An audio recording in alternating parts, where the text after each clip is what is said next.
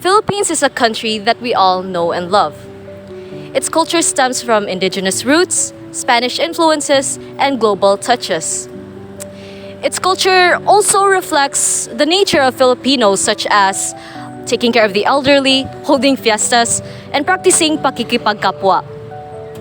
Being a deeply religious nation, it is a no-brainer that faith is really practiced here in the Philippines.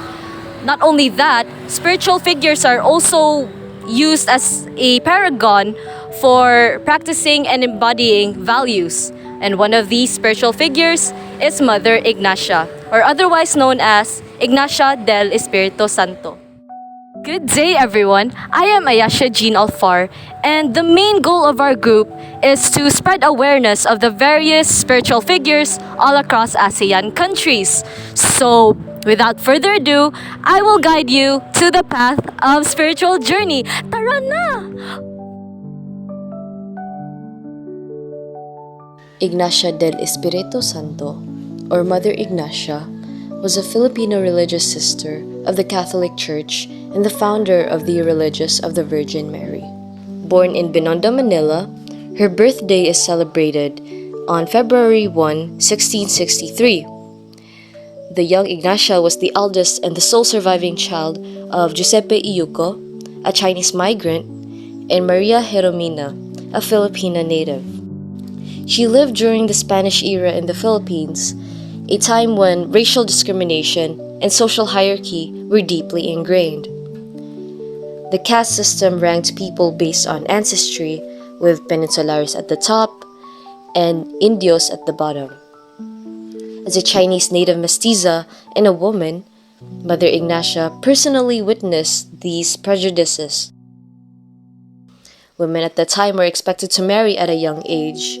However, she felt inclined to find another way, and that is to dedicate her life to prayer and service to God.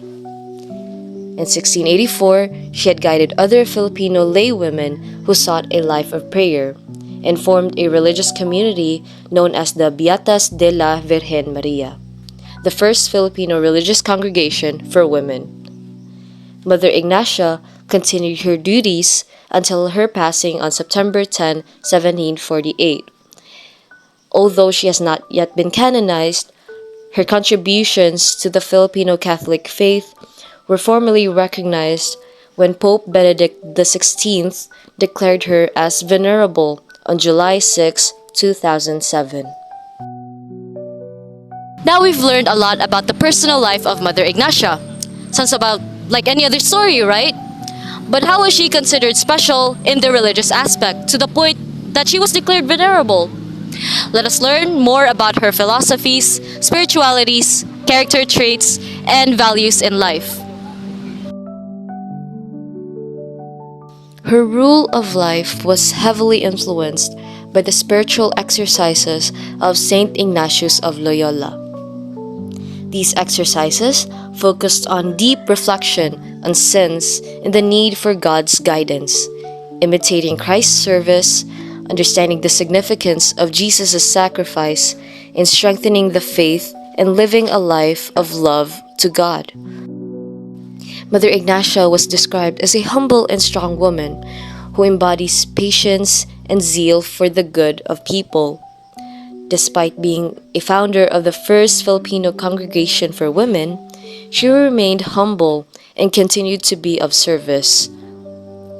She was resilient and persevered in her duties despite facing discrimination and expectations put upon her, as she remained steadfast in her words.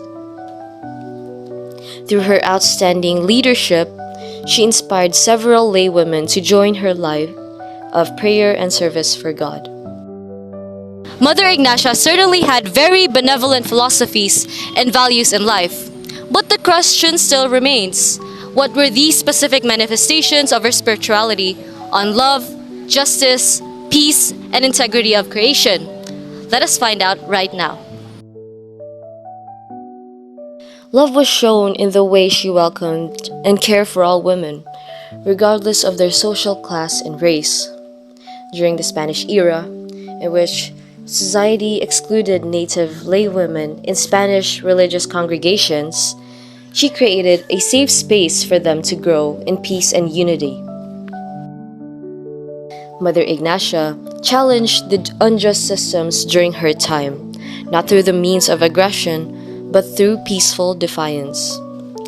By accepting women and encouraging them to live a life of prayer, she made a powerful statement regarding equality and empowerment. Mother Ignacia's life radiated peace, in which her life of prayer and reflection fostered peace within herself, which then she extended to the community that she built.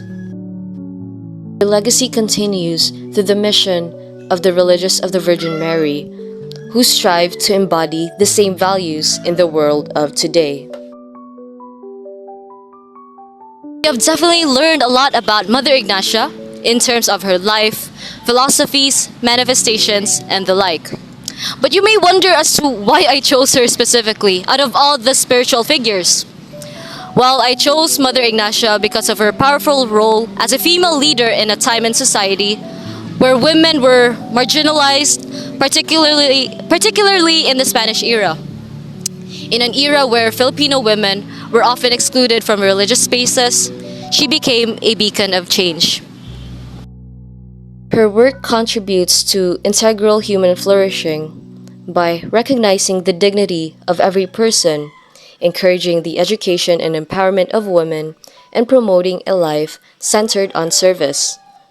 Mother Ignacia reminds us that true human flourishing happens when people are given the opportunity to thrive socially, emotionally, and spiritually. Well, that was certainly a lot to take in. But to conclude everything, Mother Ignacia's life teaches us the power of faith, humility, and standing up for what's right. She showed us that true leadership comes from uplifting others regardless of background. May her legacy inspire us all to serve with purpose and compassion. That would be all for my part. I am Ayesha Jean Alfar, signing off. Make sure to see our faith beyond borders.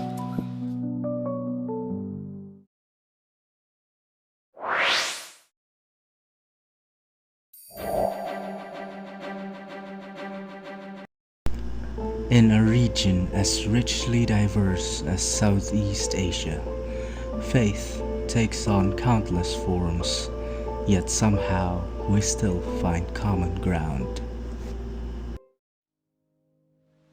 My name is Luis, and I'm a student with See Our Faith Beyond Borders, on a journey across Southeast Asia to talk about the leaders who shape, guide, and challenge how we understand religion today.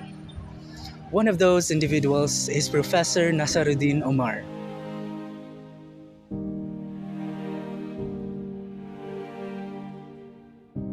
He's not just the Grand Imam of the Istiqlal Mosque, Indonesia's national mosque, but also a scholar, educator, and advocate for interfaith harmony.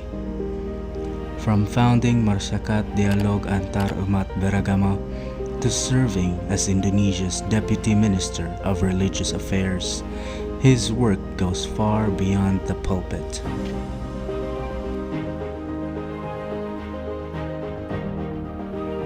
Through dialogue, education, and a brief in shared humanity, Professor Omar reminds us that faith doesn't divide, it connects.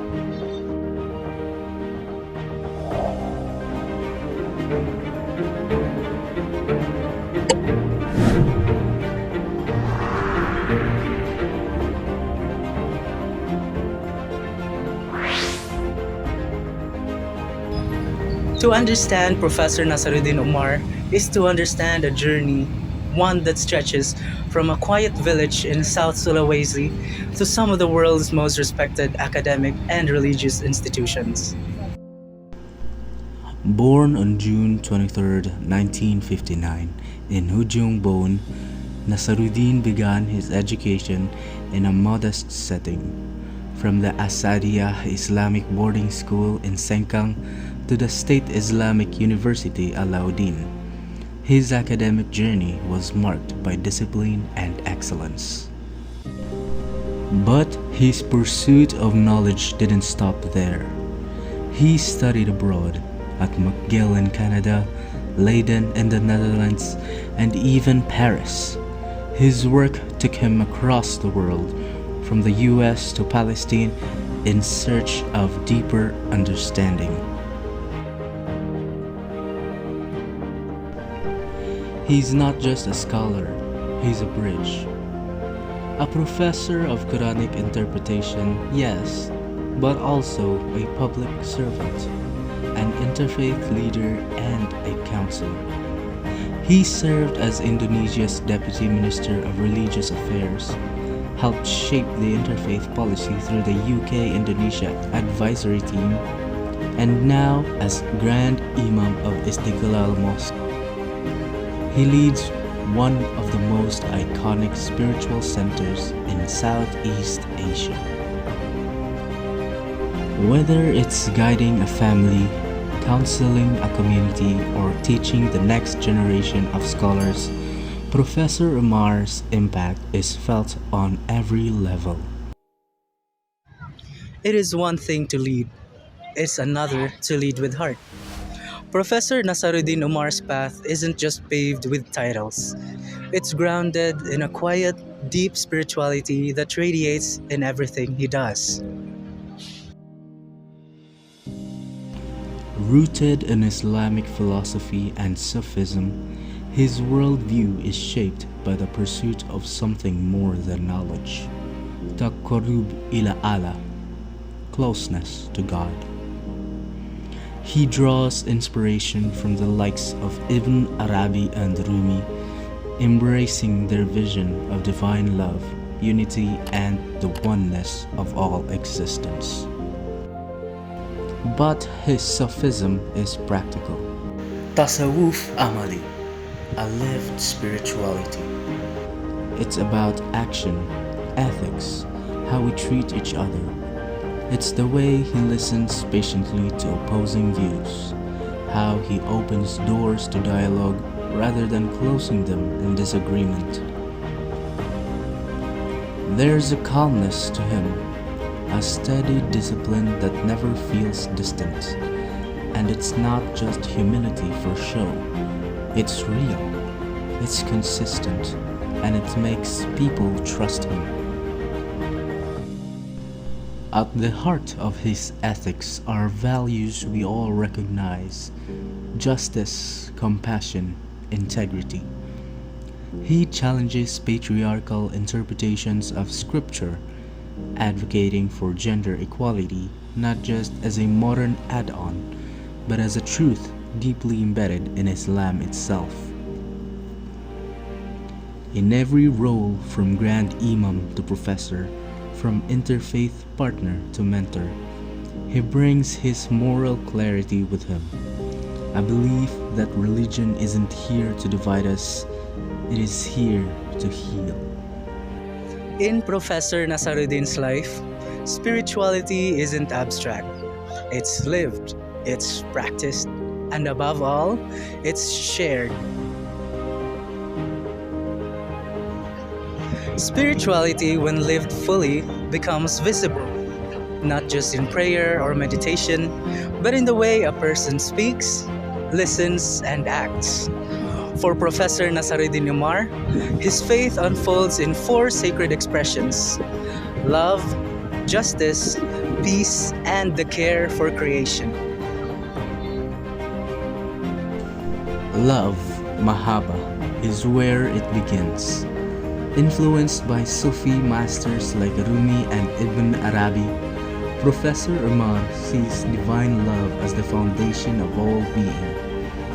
It's not just love for God, it's love for people. For women long marginalized in religious spaces, for those outside his own faith, for every soul trying to find meaning. To him, love isn't a feeling, it's a bridge. Justice, adalah, is that bridge's structure. It's spiritual, not just political. He calls out patriarchal readings of scripture not to divide but to realign Islam with its ethical roots: fairness, dignity, and equality. Justice in his hands isn't punishment, it's healing. Then there's peace, salam. Not a silence that ignores difference, but a harmony that welcomes it. He believes dialogue, not debate, is what transforms strangers into neighbors. In every encounter, you feel it: his gentleness, his calm. He's not trying to win, he's trying to connect. And finally, the integrity of creation. While he rarely preaches ecology directly, his worldview holds nature as sacred, an extension of the divine.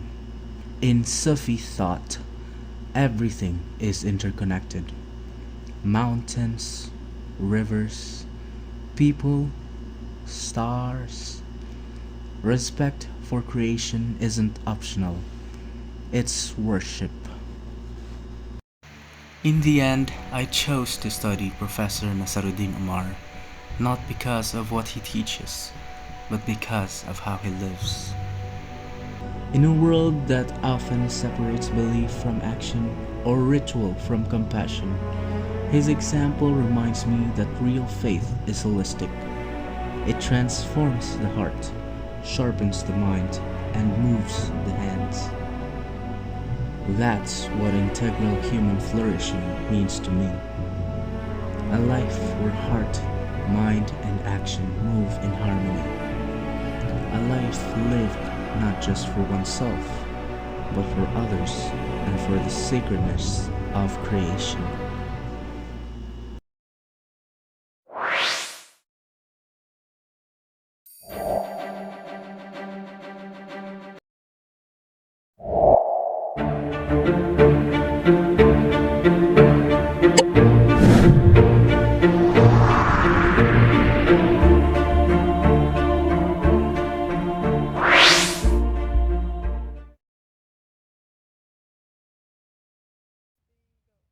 Rich culture, history, and natural beauty.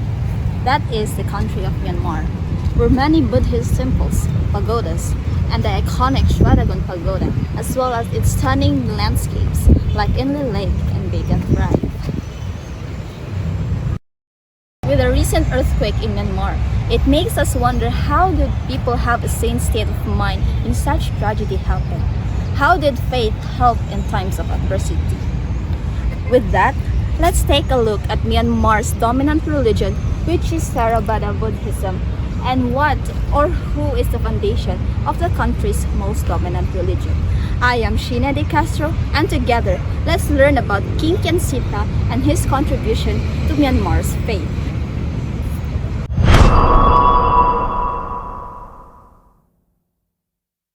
King Kyansittha of the Pagan Kingdom reigned from 1084 to 1113, rose to power amid uncertain origins, possibly from a non-royal background. Despite the mystery surrounding his lineage, he became deeply involved in royal politics, partly due to his love affair with a Mon princess, which led to his temporary exile. Known for his strong affinity with the Mon people, Kyansittha promoted their culture and language using Old Mon rather than the Myanmar language in his inscriptions. Through strategic alliances, including a marriage pact with the Mon royal family, he secured his position as king. His reign was marked by significant religious and cultural achievements, especially the promotion of Theravada Buddhism and the construction of major temples like Nagayon, Abhayadana, and Ananda in the Mon architectural style. His reign played a significant role in consolidating Theravada Buddhism as the dominant religion in Myanmar. Kyansittha's contributions to the kingdom's religious and cultural landscape were immense, leaving a lasting legacy in the history of Myanmar.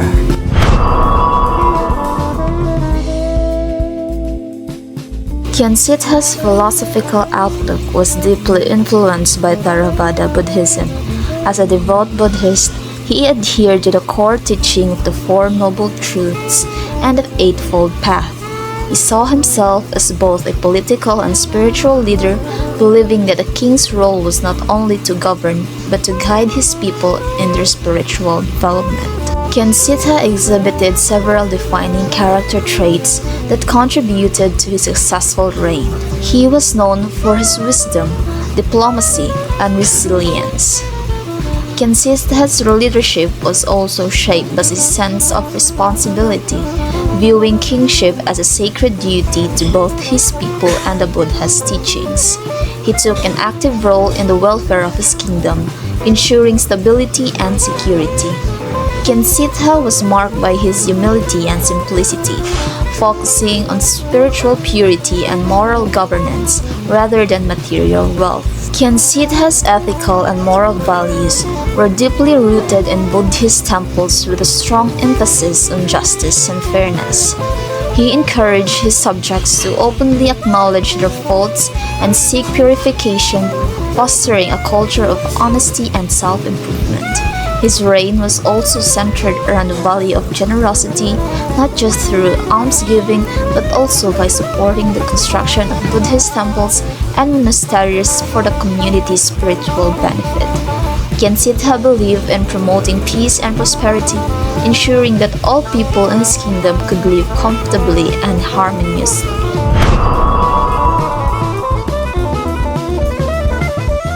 King Kyansittha's manifestations and expressions of his spirituality can be identified through his actions, policies, and ethical conduct in the realms of love, justice, peace, and the integrity of creation. These manifestations align with the values of Theravada Buddhism and his role as both a spiritual and political leader. Kyansittha's love for his people and the kingdom was manifested in his promotion of compassion and unity. He sought to integrate Mon and Burmese cultures, fostering a society that was harmonious and inclusive. His respect for different traditions, especially his efforts to preserve Mon culture, demonstrated his belief in cultural appreciation and tolerance. Beyond political strategy, his love extended to his people's spiritual welfare, where he encouraged them to live by the Buddhist principles of the loving kindness or metta, compassion, and moral conduct. Justice. Kyansittha's sense of justice was deeply rooted in Buddhist ethics, which emphasized fairness and righteousness. His reign reflected his commitment to equitable governance, where all his subjects, regardless of their status, could seek spiritual purification and redemption. His inscriptions reveal a king who saw himself as a protector of the Buddhist faith, ensuring that moral values governed his administration. His approach to justice encouraged people to acknowledge their wrongdoings and strive for improvement, creating a system that fostered honesty and integrity. Peace. Unlike many of his predecessors, Kyansittha's reign was characterized by peace rather than military conflict. His leadership focused on cultural and economic development rather than expansion or conquest. His diplomatic approach and peaceful governance helped stabilize pagan, allowing Buddhism to strive. Integrity of creation. Kyansittha's devotion to Buddhism deeply influenced his respect for the natural world and the spiritual purity of this kingdom. He recognized that spiritual and environmental integrity were interconnected. His construction of sacred structures like the 𝘱𝑚 Pagoda and Ananda Temple reflected his commitment to preserving sacred spaces and promoting the teachings of Buddhism. His policies encouraged the prosperity of his people, but always with a consciousness of moral righteousness and environmental balance, ensuring that the kingdom's natural and spiritual resources were respected and preserved for the future generations.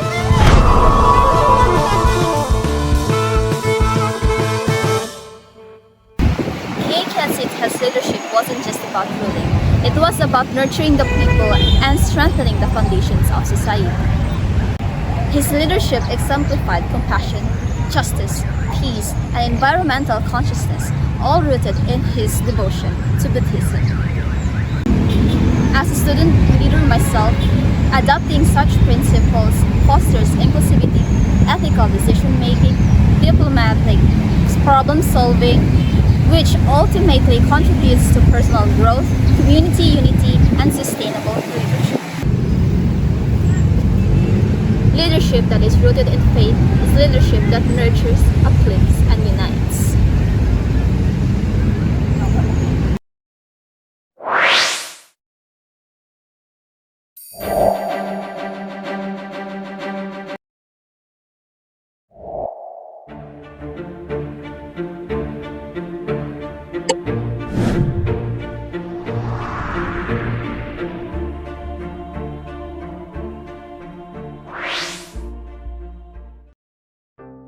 Singapore, a progressive and developed country that is home to 6 million people, 31.1% of which practices Buddhism, which is considered to be the largest religion in the country. One of the most influential people in Buddhism is 𝘚𝑘, a compassionate leader and a catalyst of a transformation of one of the largest Buddhist temples in Southeast Asia. Hi, I'm Axel. Join with me as I delve deeper into the life and legacy of Venerable 𝘠𝑘.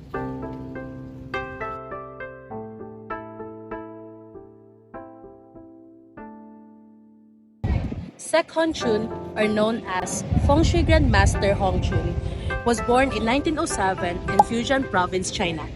From a very young age, he went through rigorous trainings under his Buddhist masters. He also began studying Mahayana Buddhism. During the Sino-Japanese War in 1940s, Venerable 𝘠𝑘 migrated to Singapore, where he joined the Pongmeng Sanfor 𝘚𝑘𝑠₃ Monastery. His dedication and wisdom is what made him an abbot or chief of the monastery shortly after the founder of the temple passed away. During his appointment as an abbot, he initiated several projects such as expanding temple halls, building meditation centers, and improved facilities for monks and devotees. He was able to transform the monastery not just into a place of worship, but also, let's say, an educational and spiritual hub. Moreover, he was able to establish a Buddhist library, which aimed to develop a deeper understanding to Buddhist teachings. In his final years, he continued guiding the next generation of Buddhist leaders. However, in 1990, he passed away at the age of 83 years old.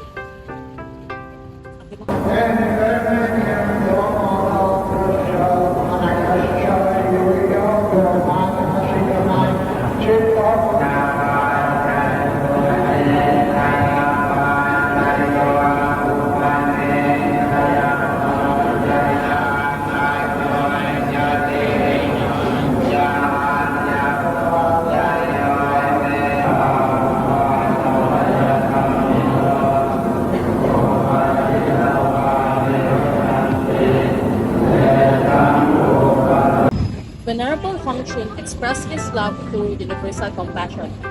He taught the monks and devotees to be loving and kind towards all beings. Under his leadership, charity programs were also initiated which embodied the spirit of selfless service. In terms of justice, Venerable 𝘠𝑘 believed in the fair treatment of all human beings and to live ethically based on Buddhist principles. He ensured that Buddhist teachings were accessible to all people regardless of their social backgrounds. He also advocated for mutual respect and understanding between different religious communities. Venerable 𝘠𝑘's work in fostering religious harmony says a lot about his commitment in peace. He was able to unite and collaborate with other Buddhist communities across all Asia.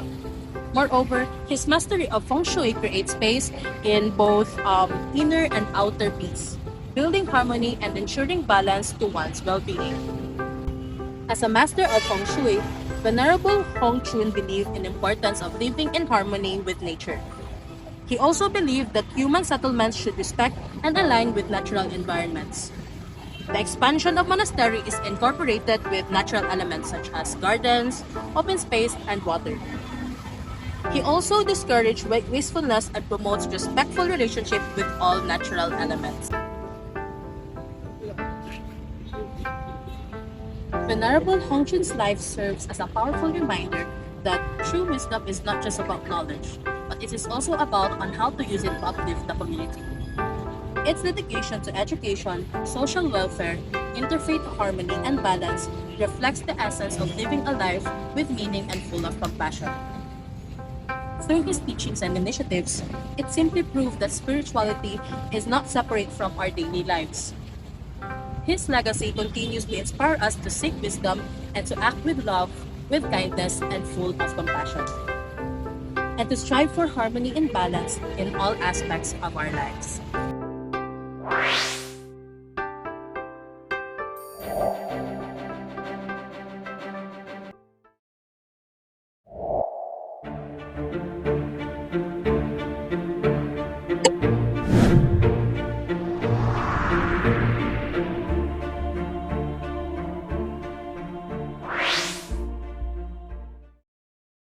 Some stories don't begin with a bang. They begin with a whisper. A whisper that somehow survives the noise of fear, the silence of oppression, and still finds a way to speak. Today, we look at a man who didn't seek fame, yet left a mark that refuses to fade. Not by fighting, but by staying. Not by speaking loudly, but by standing firm. This is the story of Monsignor 𝘚𝘌𝑈 𝒃𝒽𝒾𝓉𝒽. Laos, landlocked and often overlooked, is a country of rivers, misty mountains, and deep tradition. But beneath its serene surface lies a long shadow cast by political control. Since 1975, the 𝒯𝒃𝒾𝓚, a communist political and military movement, seized control, overthrowing the monarchy that led to intense restrictions on religion and the persecution of religious leaders. Bibles are hidden. Worship is cautious. Faith, for many, is a quiet act of defiance. And in the heart of this tension stood Monsignor 𝒃𝒽𝒾𝓚. Born in 1948 in northern Laos, Monsignor 𝘚𝘌𝑈 𝒃𝒽𝒾𝓚 came from humble beginnings. Raised under the care of the Oblates of Mary Immaculate and ordained as a Catholic priest in 1971, he entered religious life just as Laos was entering a period of deep change. In 1975, the monarchy fell. The communist government rose. Foreign missionaries were expelled. Religious leaders were targeted. Churches were shuttered. But Monsignor 𝘚𝘌𝑈 𝒃𝒽𝒾𝓚 stayed. He remained steadfast in his priesthood.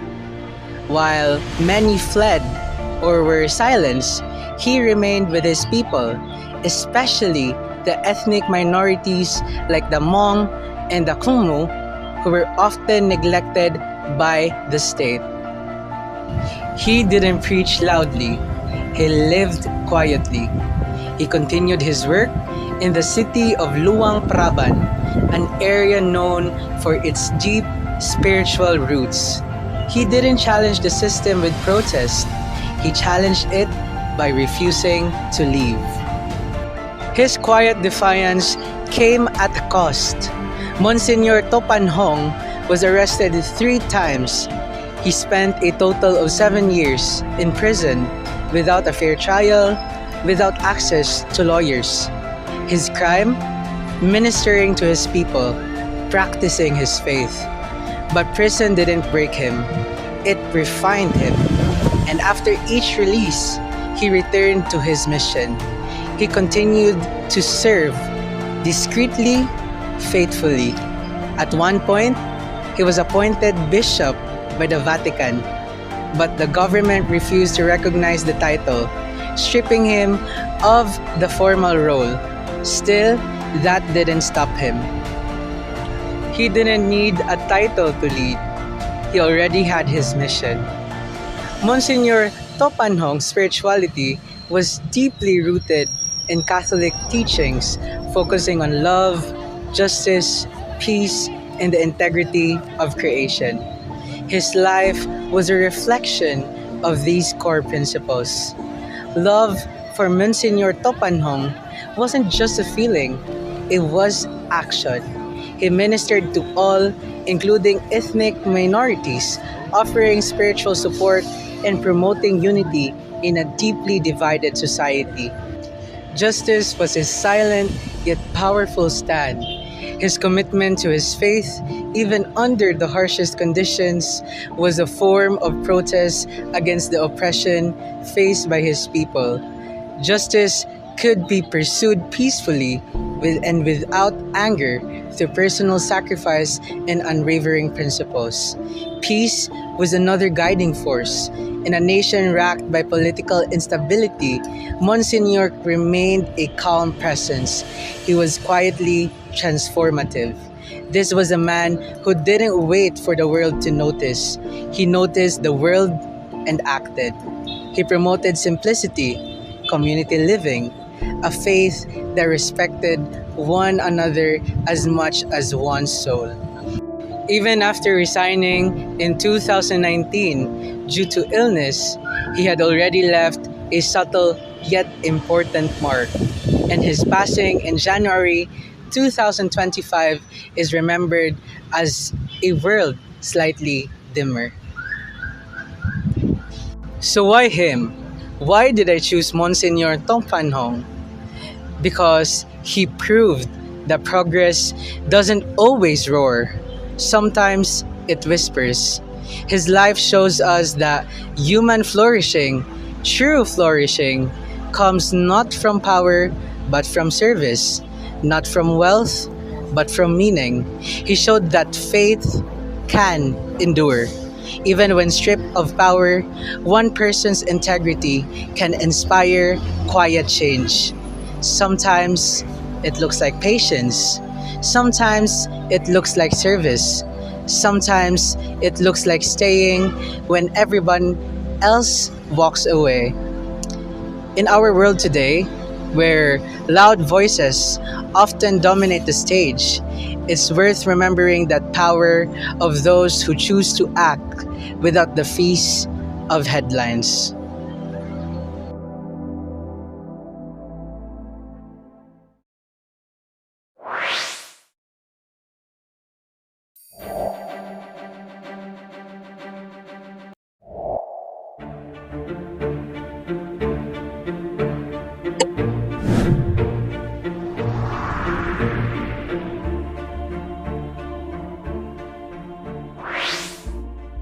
When we think of Thailand, what often comes to mind are the golden spires of temples, the sound of chanting monks, and the calm rhythm of Buddhism, Thailand's dominant faith. But beyond the serene smile of the Buddha, hidden in the tapestry of Thai faith is a lesser known but deeply rooted tradition, Roman Catholicism. And among its most revered figure is a name that you may not know. Cardinal Michael Michai Kitbuncho, the very first Thai cardinal, a man of faith, humility, and quiet courage in a land where Catholicism blooms like a lily among lotuses. This is not just the story of a religious leader, but of a bridge builder, a voice of peace, and a legacy still echoing across Asia. Long before he wore the red robes of the cardinal, Michael Michai Kitbuncho was just a boy from Samfran, a quiet district in Nakhon Phanom province of Thailand, born on January 25, 1929. His roots are a tapestry of two cultures, Chinese and Thai. His grandfather, an immigrant from China, settled in Thailand and married a local woman. That union would eventually spark a quiet but profound religious shift to Catholicism. His mother, Maria Clueb, embraced the Catholic faith, and from this union of heritage and hope, Michael's path was born, guided by devotion, strengthened by family, and inspired by service. 𝘚𝘌𝘈 pursued his calling with quiet determination, eventually traveling to Rome to study philosophy and theology at the prestigious Pontifical Urban University. In a foreign land, thousands of miles from his village, he was ordained as a priest in 1959, but he would not stay away for long. Thailand needed him. And serve he did, not with grandeur, but with grace, not with titles, but with truth. From San Fran to the sacred halls of the Vatican, his journey has just begun. Today, he is remembered as Asia's oldest cardinal, and among the leaders of the Catholic Church, he is spoken of as a legend. February 2 of 1983, a quiet moment in history, yet monumental for Thailand. Pope John Paul II elevated Michael Michai Kitbuncho to the College of Cardinals. He is the first Thai cardinal in history. But for Cardinal Kitbuncho, it was never about power. It was about people, service, and the sacred duty to guide the Church through changing times. As Archbishop of Bangkok for 36 years, he championed justice, stood against corruption, and reminded political leaders of their moral responsibilities. Throughout his ministry, Cardinal Kitbuncho has been a prominent figure in the Roman Catholic Church in Asia. His life stands as a testament to faithful service and integrity, not only to Thai Catholics but also to the broader church around the world. His spirituality was never confined to walls. It reached into the streets, into nature, into the very heart of society. Love, shown in his care for the poor and forgotten. Justice, in his bold voice against inequality. Peace, in every call for dialogue over division. And creation, respected as God's precious gift to all. To him, faith was action, compassion the language, and peace the goal. Though he retired in 2009, his presence remains. His words still echo. His story still shapes lives. He is more than Thailand's first cardinal. He is a testament to humble leadership, spiritual resilience, and unwavering faith.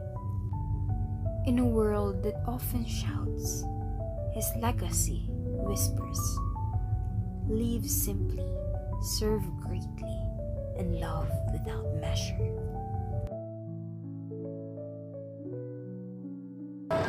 His life reminds us that human flourishing isn't found in success or fame, but in living with integrity, loving without condition, and serving with joy.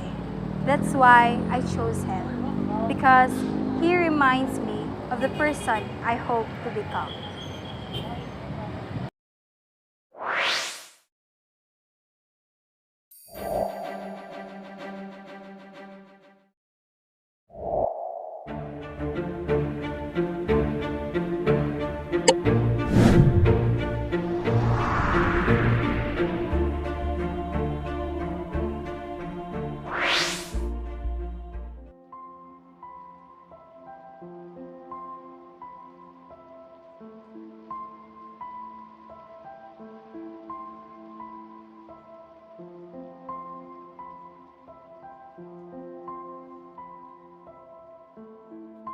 I'm Edwin Satin Ipapesa, and today I'd like to share with you about the teachings of 𝘚 𝘌𝘈, a teacher whose words are like still water, silent yet deeply profound. His is a name that speaks not of momentous actions, nor history-changing deeds. It may not echo through headlines, but his life and what he stood for quietly reshaped the way we understand peace, presence, and mindfulness. He was born in central Vietnam on October 11, 1926, the fifth of 6 siblings. As a child, while others ran beneath the sky, he often stayed inside, reading Buddhist books and magazines. At 16, he entered monastic life and was ordained in the Zen tradition. And from that moment, he walked the path of someone who wasn't trying to change the world by force, but by example. He was a monk, yes, but that's just the surface. He was also a teacher, a writer, a peace activist, someone who believed that in order to transform suffering, you must first learn how to hold it gently. During the Vietnam War, while the world fractured and shouted, he spoke softly and chose the path of non-violence and dialogue. He didn't side with North or South. Instead, 𝘚 𝘌𝘈 chose peace, not the kind that's easy, but the kind that risks everything. And because of that choice, he was exiled from his homeland for almost 4 decades. Still, he never faltered and kept walking the path of peace. In France, he created Plum Village, a mindfulness community that became a refuge for thousands. There, people didn't come to be fixed. They came to remember how to breathe and live in the present moment. This is why his teaching of interbeing, the idea that all things are connected, offered a lens through which to see the world, not as separate pieces, but as a single, living whole. Nothing exists in isolation. This helped people around the world see the universe in a single leaf, a single breath, a single act of kindness. To him, love wasn't just about grand declarations. It was being fully present with the other. 𝘚 �𝘈 believed that justice wasn't only about protests, it was also compassion in action. He helped the poor. He comforted the broken. He built schools like the School of Youth for Social Service in Vietnam to help communities torn by war. It was the compassion that showed up in shelters, in schools, in the middle of a war zone. To � �𝘈, peace was not simply the absence of violence or conflict. It was a way of being. He saw peace as something we cultivate from within through mindfulness and presence. It is the calm that arises in each conscious breath, the clarity found in returning to the present moment. Like a lotus blooming in muddy water, peace doesn't depend on perfect conditions. It grows in the midst of life's chaos. His teachings remind us that we are not separate from the earth, that we are the earth. And when we poison it, we're poisoning our own. When we heal it, we're healing ourselves. What moves me most isn't just what he taught, but how he lived. 𝘚 �𝘈 lived in alignment with what he believed, with what he practiced, and with how he moved through the world. He reminded us that real change does not begin with grand revolutions, but with a single conscious breath. That inner peace isn't some distant goal.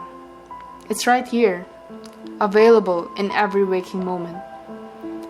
That to live fully is to live mindfully, and that love, justice, and peace are not separate things. They are one and the same when lived with awareness. I chose � �𝘈 not because he was perfect or famous or powerful in the ways the world usually celebrates, I chose him because he reminds me of the kind of person I want to be.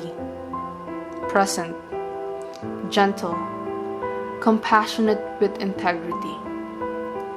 By embodying his philosophy of mindfulness, interbeing, and non-violence, individuals can contribute to a more harmonious and just society. Thich Nhat Hanh passed away in 2022 in the same temple where he first became a monk. His life was now in full circle, a life closed gently, like the last line of a well-written poem. But his presence hasn't left. It's in the way we breathe when we remember to. It's in the way we choose to listen instead of react. It's in every ordinary moment we meet with awareness instead of distraction. Thich Nhat Hanh once said, "We are all the leaves of one tree. We are all the waves of one sea." And no truer words have ever been said. His legacy continues to inspire millions, proving that even in a desolate place, peace is always possible, one mindful breath at a time.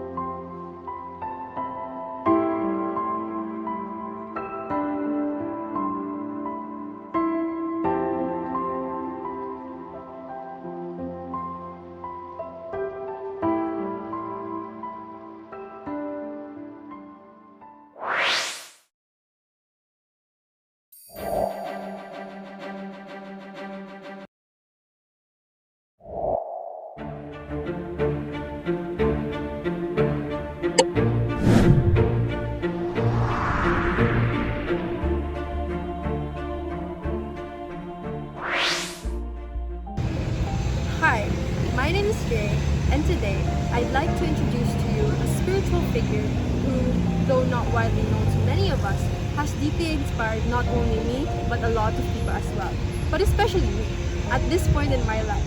His name is Venerable Maha Ghosananda, and he was a Cambodian Buddhist monk whose life and mission brought healing to a broken nation. Maha Ghosananda was born in Samdech Preah Maha Ghosananda on May 23, 1913 in Trang, Takeo Province, Cambodia. At a very young age, he began his monastic journey entering the Buddhist order to study the Dhamma, the teachings of the Buddha. He pursued higher education in Phnom Penh and later in India, where he studied under renowned Buddhist teachers and scholars. But what shaped him most was not just what he learned in books, but what he lived through. In the 1970s, Cambodia was plunged into one of the most tragic periods in its history, the Khmer Rouge regime. During this time, Buddhism was nearly wiped out, monks were defrocked, temples were destroyed, and nearly 2 million people, among them Maha Ghosananda's entire family, were killed. While he was safely in Thailand, at the time, the impact of this trauma did not leave him untouched. Instead of retreating into silence, he made a decision to return and to serve. Not with violence, not with anger, but with compassion. And that, I believe, is what makes him so remarkable. He chose the path of peace, even when surrounded with destruction. He became a source of comfort for refugees, building temples in refugee camps, giving emotional and spiritual support to people who had lost everything. He helped Cambodians who were displaced, whether in Thailand or abroad, reconnect with their culture and their faith. One of his most well-known contributions was leading the Dhamma Yatras, or peace walks. These were annual marches through war zones in Cambodia, areas still filled with landmines and tension. He and his fellow monks would walk barefoot, chanting prayers and inviting both soldiers and civilians to lay down their arms and return to peace. These walks were dangerous, but to him, they were necessary, a way to restore a nation's soul. His philosophies were deeply rooted in traditional Theravada Buddhist values, but applied to real-world struggles of his people, he taught the importance of metta, or loving, kindness as a daily practice. He emphasized samadhi, or mental concentration, and vipassana, insight meditation, as tools not just for personal peace but for transforming society. He believed that true peace starts from within, that we can't build a peaceful world if we haven't cultivated it in our own hearts first. And more than just preaching these ideas, he lived them. He was known for his gentle character, his humility, and his ability to forgive even those who had caused immense suffering. He once offered blessings to former Khmer Rouge members who had sought peace, something that understandably many people criticized him for. But for Maha Ghosananda, forgiveness wasn't about condoning wrong.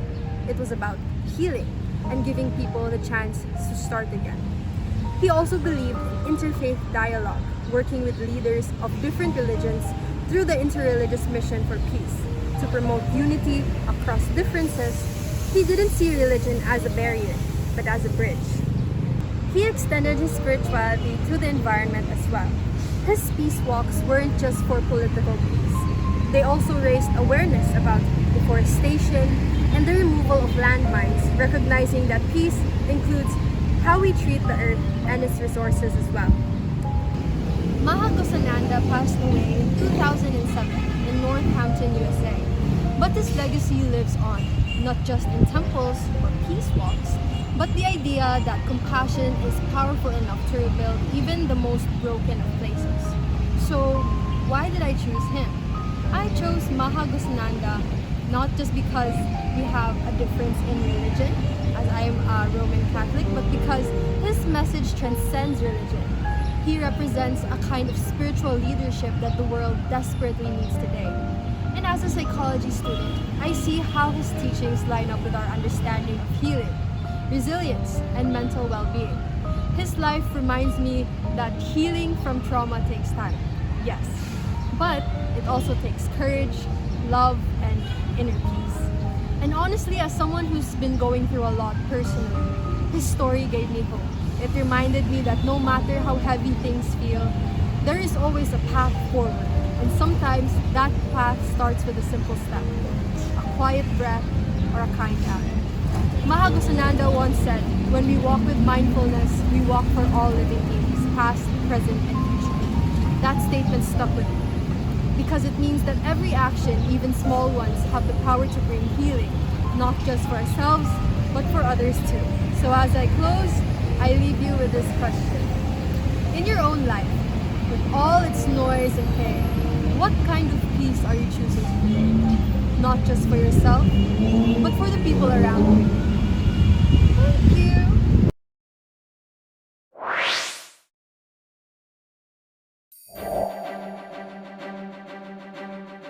Thank you.